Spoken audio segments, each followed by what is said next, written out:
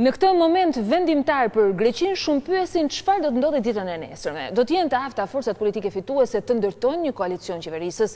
A ka shanse që kriza ekonomike të prodhojë një krizë edhe më të rëndë politike për të krijuar një rreth vicioz, kostoja e cilit do të ndjetë jo vetëm në fqinjin tonë jugor, por edhe në të gjithë Europën, që tashmë është me sy e vesh drejt numërimit në qendrat e votimit, janë shumë pikë pyetje. Analiza në këtë rast do të shërbej për të kuptuar se si mbritëm deri këtu dhe çfarë do të ndodh një ditë më pas. Kam nderin dhe kënaqësi në studiot kem të ftuar diplomatin e njohur zotin Bashkim Zeneli. Zoti Zeneli, mirëmbrëma. Mirëmbrëma. Faleminderit që pranuat ftesën në këtë ditë të rëndësishme për Greqinë. Dhe jo vetëm, për gjithë Europën. Thuhet se dilema si demokracia janë dy fjalë që kanë ardhur nga Greqia e lashtë, qendra ku lindi qytetërimi, por që mund të prodhojë fatin jo vetëm të vetes, por të gjithë Europës ditën e sotme.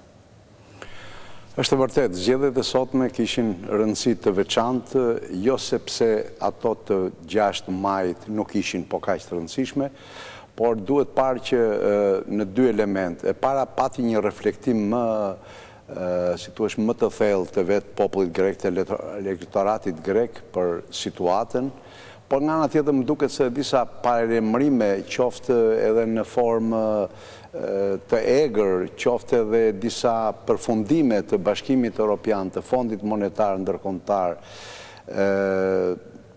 të personaliteteve të fushës financave, të cilët paralajmëruan se sistemi euros ka një jetë gjatësi 3 mujore nëse nuk merren masa, pra jo thjesht për Greqinë, po edhe në kuadrin e eurozonës. Të gjitha këto ndikuan për një vetë ndërgjegjësim të klasës politike greke, po edhe të elektoratit. Tani, në qoftë se shikojmë në planin sa është populli grek pro eros dhe jo nga dalja prej saj, është 75-80% paka shumë. Këtu do të ndalemi të flasim gjithsesi zoti Zeneli, vetëm një moment do të duhet ju ndërpres, sepse unë lidhje të drejt për drejt nga Athina kam gazetarin Robert Goro. Robert, mirëmbrëma dhe një herë. Mirëmbrëma Sonil. Sportiv, e kemi thënë që në kryet herës, ndoshta sepse kremton edhe ti fitoren e një ditë më parë të Greqisë dhe daljen e saj në çerek finale, si një augur i mirë për atë që mund ndodh edhe në ditët në vijim. Robert, për te batutave, kanë dalë rezultatet paraprakje zyrtare? Po, Sonil, në këtë interval që nga lidhja jonë e parë, duhet me thënë se janë plotësuar rezultatet e exit polleve, se deri në ato momente ishin vetëm 75% në 100% e exit polleve, pra konsistojnë se Demokracia e Re do mund të fitojë votat me diferencë prej 1.5% nga Siriza, pak më parë ishte 0.5%, tani ka kaluar tek 1.5%, ndërkohë që kanë filluar të jepen ende rezultatet e para zyrtare dhe në momentin që janë numëruar rreth 20-22% e votave, kemi një avantazh të Demokracisë së Re me rreth 4.5%, por në këto vota nuk përfshihen ende qendrat e votimit të Athinës, aty ku do bëhet edhe betejë më e madhe. Kujtohet se gati gjysma e elektoratit është përqendruar në Athinë dhe Siriza në zgjedhjet e 6 majit kishte kuota jashtëzakonisht të larta, kishte dalë fituese pra në gjitha qendrat e votimit të zonës së Atikës. Gjithsesi nuk mendohet se do të kemi ndryshim të këtij rezultati, pra me 1.5% do të jetë diferenca përfundimtare, veç në qoftë se ndodh një hata në numrimin e votave të Atikës. Demokracia e Re duket se çdo të thotë në këtë rast, cili mund të jetë skenari, sa janë shanset e kësaj përmbysje? Domethënë, po të kemi parasysh banorët e kësaj zone si kanë votuar në zgjedhjet e kaluara, apo nga përbërja e tyre, ka një lloj parashikimi se cili mund të jetë ky rezultat? Po, prandaj përdor edhe unë fjalën hata, se mendohet që rezultati pak a shumë do të jetë proporcionalisht do të jetë i njëjtë me rezultatin e 6 majit, por Demokracia e Re gjithsesi do ketë rritje, atë rritje që pasqyrohet në të gjithë kuotat e veta që ka marrë në zgjedhjet e sotme. Madje janë bërë edhe kalkulimet e vendeve në parlament, Sonil, dhe kjo është një ere tjetër që na rezulton në momentet e fundit. Demokracia e Re duke përfituar edhe bonusin e 50 vendeve shtesë, do të ketë 127 vende në parlament, në anën tjetër Siriza do të ketë 72 vende, ndërkohë që PASOK-u bie edhe më shumë dhe do të ketë 32 vende, por edhe Demokracia, Majta Demokratike që shifet si një partner potencial i qeverisë së ardhshme, do të ketë edhe ajo 16 deputet dhe gjithë së bashku, që në mos gabojnë, bëjnë pra një majorancë prej 176-177 deputetës. Sigurisht gjitha këto janë skenar se duhet pritur rezultati përfundimtar i zgjedhjeve, por duke ndjekur edhe bisedat që po bëhen në televizionet greke në këto momente, duket se po ravizohet pikërisht krijimi një qeveri e bashkëpunimit dhe sipas zyrtarëve të demokracisë së re do të jetë një veprim shumë i shpejtë ky, krijimi i qeverie e bashkëpunimit pra midis demokracisë së re, PASOK-ut edhe të majtës demokratike. Po, dakor, mund të qëndrosh në linjë, Robert, sepse unë pres informacionet në korale lidhur me rezultatin, por për të bërë edhe pjesë e analizës në studio. Zoti Zenili, e pritshme kjo diferencë, jashtëzakonisht e ngushtë e demokracisë së re përballë Syrizës, por edhe në qoftë të tillë, jep shanse për krijimin e një koalicioni apo na lënë dyshimet e pas zgjedhjeve të 6 majit? Nga exit pollet nga sondazhet e para një jave, pak a shumë diferenca ka qenë ngushtë, ka qenë 1 deri në 1.5%, gjithnjë në kryesim, ndryshe nga java e parë e fillimit fushatës elektorale, pra mas 6 maj dhe rishpalljes zgjedhjeve të parakoshme, kur mendoj se Syriza do jetë në avantazh, demokracia re filloi të jetë në avantazh deri në ditën e sotme. Ajo që është interesante është fakti se demokracia re ka shkuar me rreth 7.5-8% më shumë nga zgjedhjet e kaluara. Dhe po kështu ka shkuar edhe Syriza. Ndërsa PASOK-u ka mbet në ato kuota 13% ishte, ashtu ishte 11.8, mos gabon me 12.5 tani. Interesante është edhe rritja e agimit të artë, që ishte me 6% dhe deri tani me sondazhet paktën me exit pollet, është rritur. Por nëse ky rezultat mbetet kështu, do të ishte e pranueshme një qeverisje nga demokracia re, PASOK-u dhe majta demokratike. Natyrisht nuk mund mos përjashtohen, që janë parti pro memorandumit. Ka një element, mendoj unë, në gjithë kuadrin e kësaj fushate dhe veçanërisht këto javën e fundit apo 10 ditëshin e fundit. E para fushata ka qenë shumë e vakët, nuk ishin që thuhej më, që nga 6 maj deri tani, sepse nuk ishte asnjë vizion ndryshe, por thjesht do zbatojmë detyrat. Mendoj se pati nga demokracia re, pati nota nacionaliste në fushat, u shmang nga problemet e mirëfillta ekonomike dhe lideri Samaras doli me një paket për 12 pikash se çfarë do të bëjë dhe kjo ishte të vënte kryesisht me emigracionin, me sigurinë në vend, me krijimin e institucioneve për rritjen e sigurisë, me problemet e migrantëve në përgjithësi, të dhënies së lejeve, të qëndrimit e tjerë. Pati një ton nacionaliste dhe këtu, jo në përmasat e partisë të djathtë, të ekstremit të djathtë, dhe më thënë të agimit të artë, natyrisht, por siç duket dhe kjo në këto momente dobësie nga njëherë ngjallin edhe me tilla nota ngjallet besimi. Por edhe nga pikpamja e raporteve ndërkombëtare ka një element që ndikoj në përgjithësi në zgjedhje, ndikoj më tepër tani, aq më tepër tani, në përgjithësinë për krijimin e qeverisë së re, që do jetë që nesër, pas nesër. E cila është kjo? Është fakti se 10 ditët e fundit mjaft lider të eurozonës, duke filluar nga Juncker, duke filluar edhe nga ministri ministri i financave i Gjermanisë, po deri edhe presidenti Obama, kanë folur për një mundësi rinegocimit të memorandumit. Për të zbutur disi. Dhe kjo u dha mjaft shpresa edhe grekëve të thjesht, por u dha një armë në dorë edhe partive proprendimore për thënë, ja, na votoni ne, sepse megjithatë nuk mund themi se kanë votuar nga pikpamja proprendimore të gjithë. Ka një rritje të demokracisë re, por ka rritje edhe të Syrizës, e cila është kundër memorandumit. Unë do thoja se element tjetër i rëndësishëm që ndikon sidomos në rritjen e përgjithësisë janë dhe raportet e reja Francë-Gjermani.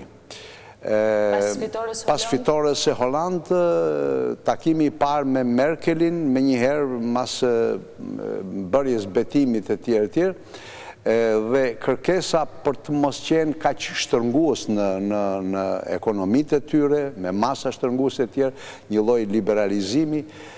Kjo nuk është pritur keq edhe nga partnerët e tjerë europianë, të cilët pak a shumë i kanë këto probleme. Dhe nëse deri dje flitshim për një Gjermani që po i jep tonin me këto masa shtërnguese, tani flitet edhe për një Gjermani që nuk duhet jetë kaq e shtërnguar, jo thjesht në vetveten ekonominë e saj e tjerë, por nuk duhet të ndikojë edhe tek të tjerët. Dhe kur them të tjerët, këto probleme edhe të Greqisë së sotme duhen parë një çik në një frymë më komunitare. Të mos harrojmë që unë kam ndjerë personalisht edhe nga raportet e Greqisë me Bashkimin Evropian, me disa lider, kam ndjerë edhe keqardhje nga njëherë për u dha 130 miliard euro, tani u dha paketa e masave, u dha memorandumi, zbatoni këto, dakord. Po pati edhe tejkalime, pati edhe nervozizëm në raporte me Greqinë. Është vendi i Bashkimit Evropian, është përgjegjësia e klasës politike greke pse shkoi Greqia aty. Nuk ja ka 100% fajin. Presionet e brendshme të çdo vendi. Europa. Pra liderët reagojnë edhe në një formë reaksioni kashi indinjatës e brendshme. Dakor, sepse janë taksapaguesit e tyre që paguajnë, por mi dhe këto, po mi kërkon, do vi Fondi Monetar me njëherë tani mas krijimit të qeverisë për të parë si është ecur, se këto 6 javë nuk është marrë njëri me memorandumin e trojkës. Kështu që unë mendoj se të gjitha këto element kanë qetësuar një çik edhe frymën. Pra ju e lexoni, duke konsideruar atë rezultat paraprak, si një rezultat që nuk do të ketë ndryshime, siç u shpreh dhe Goro, hatat madhe për midis që mund të sillte ndryshime, e lexoni si një reflektim i këtyre deklaratave, sepse nuk kanë qenë lëvizje radikale, por deklaratash kryesisht në retorik, edhe në votën që ka dhënë Greku i thjesht përpara kutisë votimit. Unë do doja të ndalesha pak, zoti Zeneli, ju e prekët dhe pikërisht në aty e ndalem bisedën tonë, tek ai që kanë pakzuar si paradoksi grek. Rreth 75% e tyre preferojnë që ndrojnë në Eurozon, por jo me masat shtrënguese. Ne ndikim një kronik ku është shënimi pikërisht mbi këtë qëndrim të grekëve përpara se të hidhin fletët e votimit në kuti, për të vijuar më pas analizën në studio. Çfarë do të thonë këto zgjedhje? Bursat janë duke mbajtur frymën, tregjet financiare gjithaq, por edhe taksapaguesit kudo në Europë, ndërsa jam e bindur që Schuman dhe Adenauer, baballarët e Bashkimit Sotëm Evropian, nuk mund ta imagjinonin që në 2012 të shtroshin pikë pyetje kaq të nda për ekzistencën e Unionit. Garë kokë më kokë mes konservatorëve dhe Partisë së Majt. Në lojë është qëndrimi i vendit në Eurozon. Brenda pak javësh grekët votojnë sërish për zgjedhjen e një parlamenti të ri. Në zgjedhjet e kaluara grekët u dha një vretje të fortë partive popullore, por sot në lojë është më tepër se kaq. Në plan të parë është pyetja nëse Greqia do të vazhdojë të jetë antare e Eurozonës. Sipas sondazheve, 75% e grekëve janë për euron, por kundër kursit të kursimeve në formën aktuale. Nga kjo situatë kontradiktore, përpiqen të fitojnë kapital të gjitha partitë. Konservatorët tradicionalisht më pranë ekonomisë e shohin veten si garant të karakterit europian të vendit, por flasin dhe për mundësinë e zbutjes së masave të kursimit. Partia e Majt, Syriza, e ka shpallur të pavlefshëm programin e kursimeve, por angazhohet për qëndrimin e Greqisë në Eurozon.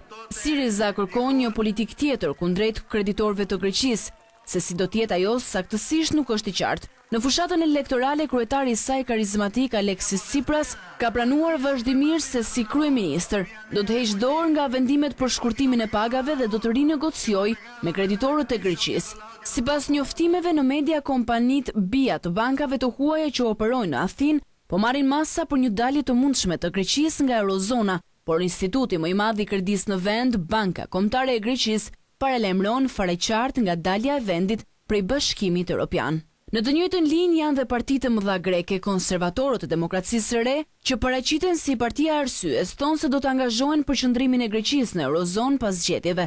Syriza e Majt premton nga ana e saj se do të shfrytëzojë situatën e favorshme politike në Europë për të rinegocuar programin e kursimeve, një premtim i cili mirëpritet nga grekët. Por Kostis Haxhidakis, ish ministri i ekonomisë nga radhët e konservatorëve, nuk sheh hapësirë për negocimin në programin e përcaktuar të kursimeve për Greqinë dhe druhet gjithashtu se një dalje nga Eurozona do t'i kushtonte shtrenjtë vendit. Populli grek nuk ka mëthuese asnjë besim tek partitë e mëdha popullore. Në fund të fundit ato konsiderohen përgjegjëse për mjerimin e sotëm ekonomik të vendit, edhe pse ish ministri i ekonomisë tregon mirëkuptim për zemërimin e grekëve. Njerëzit kanë humbur mirëqenien dhe punën, tani duhet të paguajnë dhe çmimin për rimëkëmbjen ekonomike, shton ai. Por në situatën aktuale është veçanërisht e rëndësishme të tregohet unitet dhe të mos përsëriten gabimet të vjetra, thekson politikani konservator. Sipas të drejtës elektorale në fuqi 2 javë para zgjedhjeve, nuk lejohet të publikohen rezultate sondazhesh, por ekspertët janë megjithatë të njëmendje se do të zhvillohet një garë kokë më kokë mes konservatorëve dhe Partisë së Majt, por shanse të mira ata shohin dhe për shumë parti të vogla dhe të protestës, në radhët e të cilave bën pjesë dhe Partia Radikale e Djathtë, agimi i artë. Mirëpo se si do të zgjohen tregjet europiane ditën e hënë, kjo mbetet ende për të parë. Bloomberg dhe po citoj sot shkruante zgjedhjet do të përcaktojnë vetëm fatin e demokracisë së parë në botë, por edhe të Bashkimit Evropian. Në fakt, ankthi është i dukshëm, i lexueshëm, jo vetëm nga kjo kronik, po sot agjencitë ndërkombëtare e kanë headline kryesor pikërisht ato që është duke ndodhur me Greqinë. Kaq i madh është rreziku edhe për Unionin, zoti Zeneli? Sonil, paralajmërimet u bën edhe ditët e fundit, edhe nga manjati filantropi George Soros, po më pas edhe nga drejtori i Fondit Monetar Ndërkombëtar, që 3 muaj kohë janë për të marrë masa për shpërtuar euron. Tani nuk bëhet fjalë më për një Greqi, po që është në gjendjen më të rëndë, janë dhe vende tjera, por siç duket duhet të arritur në një përfundim më serioz, më strategjik, edhe kronika që u transmetuat për iniciativat e hershme të Schumannit me Konrad Adenauerin e tjerë, dhe vënia në pikpyetje sot e mjaft problemeve, duhet parë që të mos arrit të krijohet një skepticizëm për Europën e Bashkuar, për të ardhmen e saj, për të ardhmen e Unionit. Prandaj mjaft gjëra nuk do pa në kuadrin atyre kornizave që janë shkruar, janë vendosur një herë e mirë, por ndoshta ka vend dhe për reforma në këtë drejtim, ka vend për një unifikim, për një kodifikim të mjaft problemeve, sepse nuk është më asnjë bashkim evropian siç filloi me 5 vende, asnjë eurozonë me aq vende sa filloi. Nis një Europë nga Lisbona në Tallinn, nga Stockholmi në Ky shqetësim ka efektin domino dhe ju jeni po kaq ndjeni që edhe Angela Merkel, por edhe zyrtarë të tjerë të lartë kanë anulluar edhe pjesëmarrjen në G20-ën me pritjen e zgjedhjeve në Greqi, sepse një qeverisje nesër që do të çonte vendin jashtë euros, pra qeverisje që nuk do të mbështeste memorandumin e masat e tjerë, do të ishte një kërcënim, do të ishte një rrezik jo vetëm për Greqinë që është në falimentim, kupton, por do të ishte një kërcënim edhe për Europën dhe jo thjesht nga pikpamja e efektit domino që sjell dalja e Greqisë nga euroja. Domethënë raportet me dhramin e re, problemet që janë të shumta dhe nuk ka as kohë për të analizuar kështu që efekte do ketë dalja. Por ndjejnë përgjegjësinë edhe për veten e tyre dhe për rrugën që mund të marrin ekonomitë e tyre. Dhe thash, jo thjesht sepse doli Greqia nga euro dhe kaloi në sistemin e dhramis, dhe ne po vazhdojmë punën. Nuk mund të vazhdojë një Europë e bashkuar, një Europë në euro, ato vende që janë në euro, nuk mund të jenë të qeta edhe me kur një pjesëtar i kësaj familje është në krizë. Për këtë arsye, rrjeti prestigjioz CNN dje kishte publikuar një editorial shumë të gjatë lidhur me 3 skenarët e mundshëm të eurozonës, duke nisur nga i më i keqi tek një më pak pesimist për të arritur në një skenar normal. E ardhmja e eurozonës sot është në pikpyetje. Është rasti i parë me cilin do duhet vendet anëtare të Bashkimit Evropian të përballen me realitetin në sy. Nis me Greqinë kjo histori, mos harrojmë që janë edhe ekonomi të tjera si ajo e Spanjës, Portugalisë, Irlandës dhe vetë Italisë, të cilat lëngojnë jo pak në kushtet aktuale, ndaj shembulli i Greqisë do të çonte sinjale shumë të forta. Tashmë jo thjesht për unionin ekonomik dhe fiskal, por edhe ato politik të Bashkimit Evropian. Ja cilat janë skenaret që parashikonte CNN. 50 vjet më parë, një francez dhe një gjerman të shqetësuar nga shkatërimi që kishte lënë pas lufta e dytë botërore, vendosën të bashkoheshin. Kancelari i Gjermanisë Perëndimore Konrad Adenauer dhe kryeministri francez Robert Schuman filluan në mënyrë modeste integrimin evropian për të lidhur së bashku industritë e Francës, Gjermanisë Perëndimore dhe vendeve të Beneluxit. Një bashkim ky që pas një gjysmë shekulli do të përfshinte gjithsej 27 vende anëtare, disa prej të cilave nuk ekzistonin ende në vitin 1952, por aktualisht vizioni i Bashkimit Evropian është në një udhkryq historik, vizion që rrezikon të shpërbëhet në muajt e ardhshëm. Sipas analizave të ndryshme që shumë ekspert kanë nxituar të bëjnë këto kohë, do të ishin 3 skenaret e mundshme për të ardhmen e Bashkimit Evropian në një kohë kur kriza financiare ka goditur rënd disa nga vendet anëtare. Skenari i parë dhe më dramatik është ai një kolapsi të eurozonës, duke filluar në Greqi për të përhapur më pas dhe në Spanjë e Itali. Skenari në fjalë fillon në mënyrë shumë të thjeshtë, me fitore në zgjedhjet e të dielës në Greqi të partive kundër memorandumit, duke u ndjekur më pas me një boshatisje të plotë të arkës së shtetit grek. Ministri aktual i ekonomisë në Greqi ka bërë të qartë se vendi ka fonde të mjaftueshme mbijetese deri në datë 15 korrik. Skenari i dytë ka të bëjë me përpjekje të mëtejshme të vendeve europiane për integrimin bankar dhe fiskal, një marrëveshje ndërmjet Greqisë dhe Trojkës, duke pasur parasysh se 80% e grekëve dëshirojnë të qëndrojnë në zonën e euros, nuk është dhe aq e pamundur do e shpëtonte e vendin nga umnera, edhe pse një rrymëkëmbje e plot do të kërkonte vite të tëra pune. Skenari i tretë ka të bëjë me një hap të guximshëm drejt integrimit më të afërt, konvergjencës ekonomike e premtuar nga Maastricht, por që kur nuk është kuptuar nga qeveritë, të cilat kanë lejuar rritjen e borxhit, duke dështuar kështu në liberalizimin e tregjeve të tyre të punës, mbikëqyrjen e bankave të tyre apo harmonizimin e sistemeve të tyre tatimore. Kjo është edhe ideja e presidentit francez Hollande, i cili dëshiron masa për të stimuluar rritjen dhe imagjinatën për të thelluar bashkimin financiar, si për shembull një fond të përbashkët për të paguar borxhin. Ishte kjo analiza që kishte bërë dhe rjeti prestigjioz, e cila shkonte në funksion dhe të analizës që ne bëmë në studio. Me njëherë do dua të lidhem me Robert Goron. Robert, përshëndetje edhe një herë. Po, Sonil, një lajm të fundit fare, duket se lideri i koalicionit të Smajtës Aleksis Tsipras ka pranuar humbjen e zgjedhjeve, teksa pak më parë deklaroi që Syriza do të jetë një opozitë e fuqishme.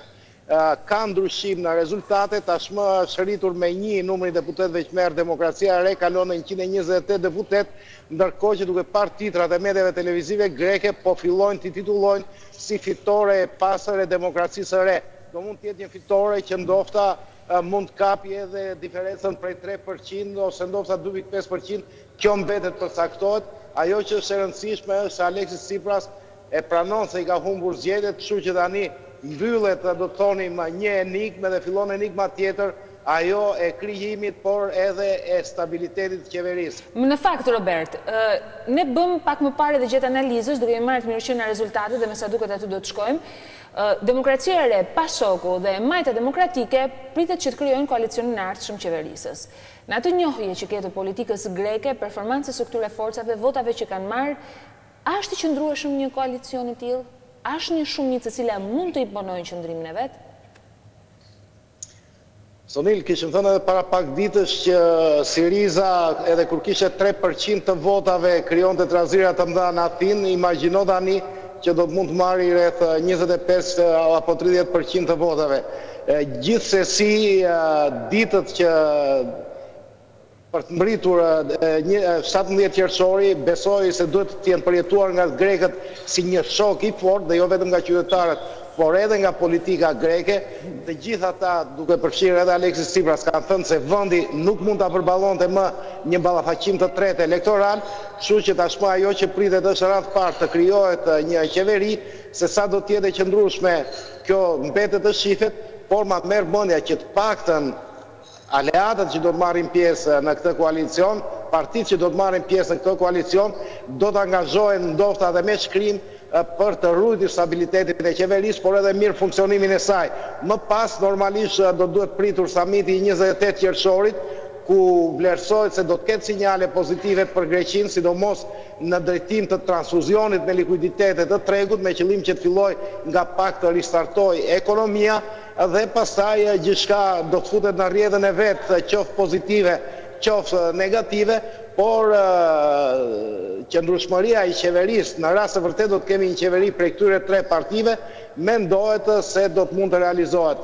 Pra, një përgjigje që mund ta japim në të nxehtë, ngjan naive thënë e tillë, por pyetja kështu është shtruar në fund të ditës. Me këtë rezultat Greqia qëndron në euro. Po, sigurisht, sepse edhe gjithë mesazhet ndërkombëtare që kishin ardhur Greqisë ishin pikërisht për forcuar për votuar forcat pro-europiane, ndërkohë sonil që nga ana tjetër po të bësh një mbledhje të kuotave që kanë marrë partitë, del që partitë e pozicionuara në favor të memorandumit kanë më shumë përqindje se sa partitë që janë kundër memorandumit. Kuptohet duke mos llogaritur këtu Partinë Komuniste apo Agivin e Artë që për shkak të ideologjive të tyre janë krejtësisht kundër Europës.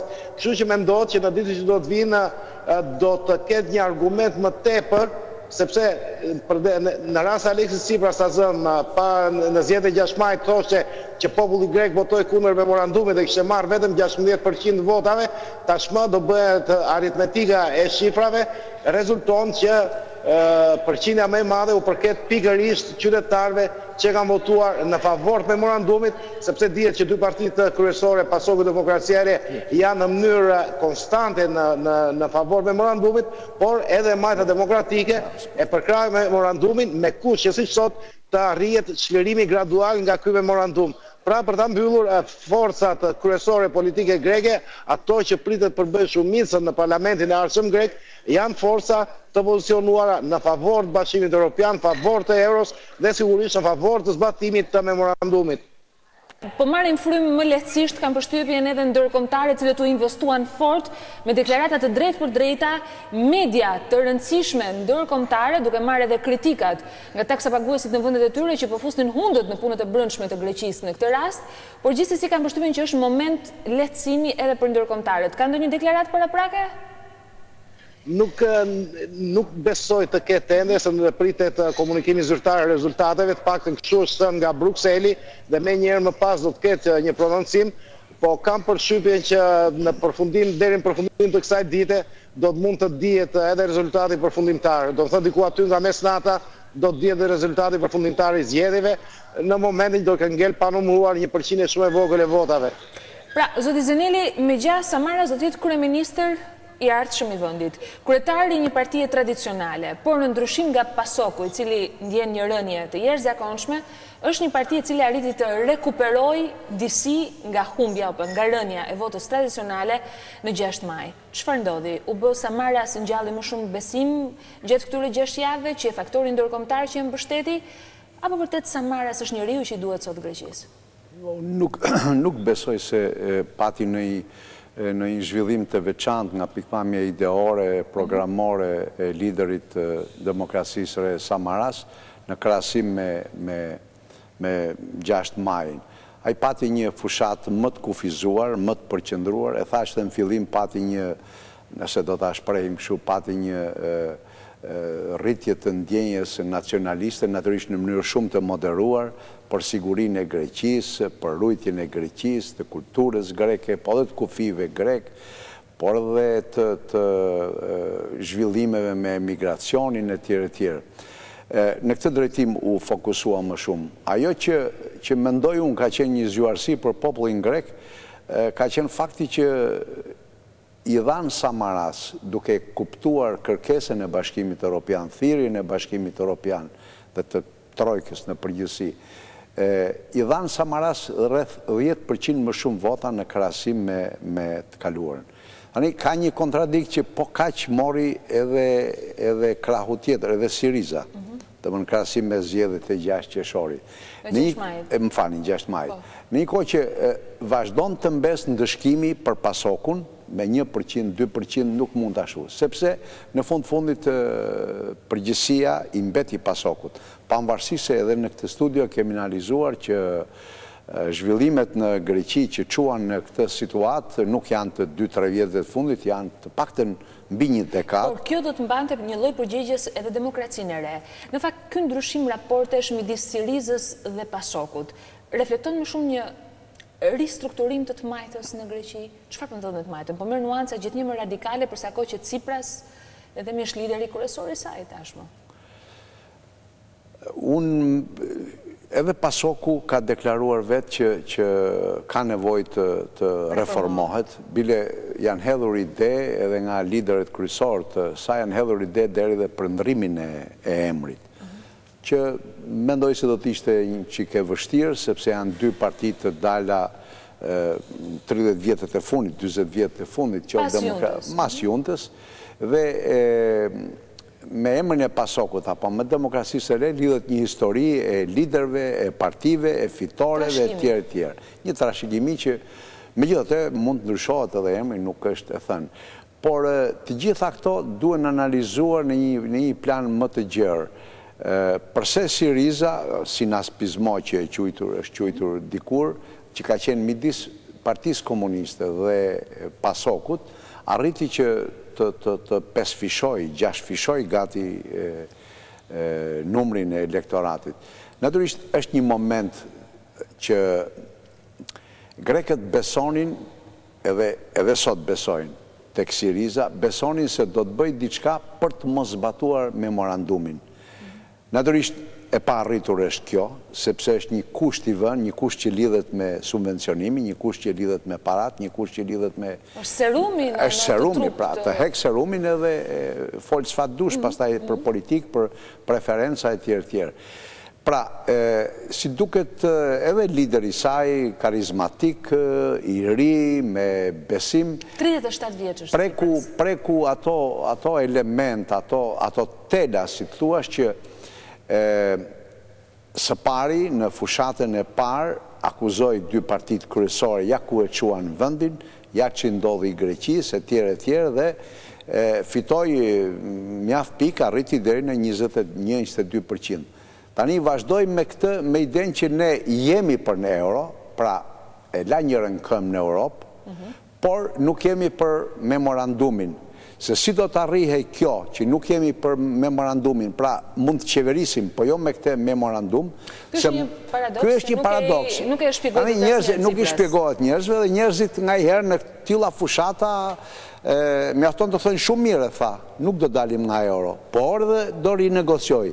Rinegociimi do të ishte i vështirë, ndonse edhe ditët e fundit u tha, si që përmenda në fillim, edhe nga lider të eurozonës, që ka mundësi të rishikohen mjaft gjërë. Nëse është vënë një afat 5 vjeçar për x problem, mund vetë 7 vjeçar, nuk do i vetë litari në fyt tani. Unë mendoj se Greqia më keq nuk ka ku shkon. E provoj fundin, nxori mësime për veten, nxori mësime për klasën politike, nxori mësime edhe Europa, se si duhen parë raportet komunitare, se çfarë duhet bërë më tepër, se si duhet jetë më me kam në tokë për mjaft problemet të eurozonës e tjere. Dhe në këtë kuadrë mendoj që edhe pyetja juaj dhe më thënë që Syriza si një parti e majtë arriti të marrë kaq shumë, ka dhe këtë shpjegim. Mos harem dhe një gjë, që Syriza ka qenë një parti paktën 10 vjetë për para, 15 vjetë, nështë edhe më herë, deri ke 7 vjetë. Ka dalë të PASOK-u, është një fraksion i PASOK-ut? është një fraksion i hershëm i PASOK-ut, ka pas eurodeputet në Parlamentin Europian. Tsipras nga doli, çfarë e prodhoi Tsiprasin, këtë lider? Tsipras ka qenë si nënkryetar partije pak a shumë, nuk kanë pas një strukturë të mirë fillt partijake kështu, është konsideruar gati si një lëvizje dhe ish kryetari i saj ka qenë Konstantopoulos, një profesor i shquar i të drejtës ndërkombëtare, ai ka qenë deri nga vitet 98-2000 kryetar. Pastaj një eurodeputet është pikërisht një eurodeputet i njohur që në kohën e më falni po bëjmë historinë me që më pyetët për interesante për të ditur se nga ka dalë energjik që përmbysi një histori. Ka qenë një eurodeputet kryetar që më pas u bë kryetari i sinaspizmos, ai që arriti në Parlamentin Evropian në vitin 94-95 të nxjerrë një rezolut për lirimin e ish liderit socialist Fatos Nano nga Burgu. Pra, një parti që e mbështetin atë kohë edhe Partinë Socialiste, pa dashur të futemi tani në këto element, që mbështetin në atë periudhë. Ky ka qenë një gazetar, por shumë i afërt me ish kryetarin e partisë, i afërt në kuptimin që e mbajti afër, Dhe si shduke edhe situata politike, edhe kërkesat, edhe aftësia ti oratorike, por edhe moslodhja me lider të konsumuar, pavarësisht u largua Papandreou, po mbeti një tjetër, mbeti ajo kryesia e partisë, mbetën ato ish ministra që kanë qarkulluar, janë vënë preashtim të ish ministrit të mbrojtjes dhe ish sekretarit përgjithshëm Xoaxopollës, që edhe u arrestua për shpërdorimet të mëdha e tjerë të vjedhje fondesh, rreth 30 milion euro. Edhe në krahun tjetër mbetën po ato, edhe tek Partia Komuniste që ka një elektorat të pajlujshëm, me 1% më shumë më pak, me një kryetare që ka rreth 20 e sa vjetë kryetare Papariga. Si shndodhë në Partitë Komuniste? Si shndodhë në Partitë Komuniste, pa keqja është përndodhe në demokracitë edhe në Shqipëri, po t'i bëjmë një histori mjaftë. Qoftë dhe partive të vogla, kanë kryetarët e partive, kanë me nga 20 vjetë, me 22-3 vjetë. Ajsa është demokracia dhe mendojnë se nëse i ka zgjedh një strukturë të tyre, i ka zgjedh një parti dhe nuk ka shtu. Por, si shduket, edhe ky element, ky rifreskimi i figurave në tek Syriza, aq më tepër kur janë edhe figura karizmatike, figura që të pastra, të pakorruptuara dhe i tillë është i papërfolur, janë më shumë të lidhur me elektoratin. Edhe Partia Komuniste Greke, edhe Syriza kanë prej vitesh një ligj të brendshëm partijak që gati gjysmën e rrogës nuk e marrin e dërgojnë në parti për aktivitete, për tjerë. Pra, janë më afër popullit, më afër me këmbë në tokë, nuk ka pas me çfarë t'i shinjestroj populli për korrupsione, për akte të tjera. Afera të ngjashme? Afera, dhe në këto raste... Me cilet mësuar me dy forcat e tjera tradicionale... Dhe në këto raste bëhet shumë ndihshme një aferë, edhe zmadhohet nga herë, ja kush po na drejton, ja kush po na bën. Ndërkohë, Robert, e kam Robertin e linjë? Po. Ate, Robert, më bën përshtypje një fakt. Më pohove që diferenca me dy forcave nuk është më shumë se 1.5%, apo jo? Dhe Tsipras ngjan se ka pranuar humbjen. Më ngjan një leksion i jashtëzakonshëm në këtë moment nga Greqia, në këto kushte krize, në zgjedhje brenda 6 javëve 2 herë, që me një diferencë jashtëzakonisht kaq të vogël, humbsi e pranon humbjen.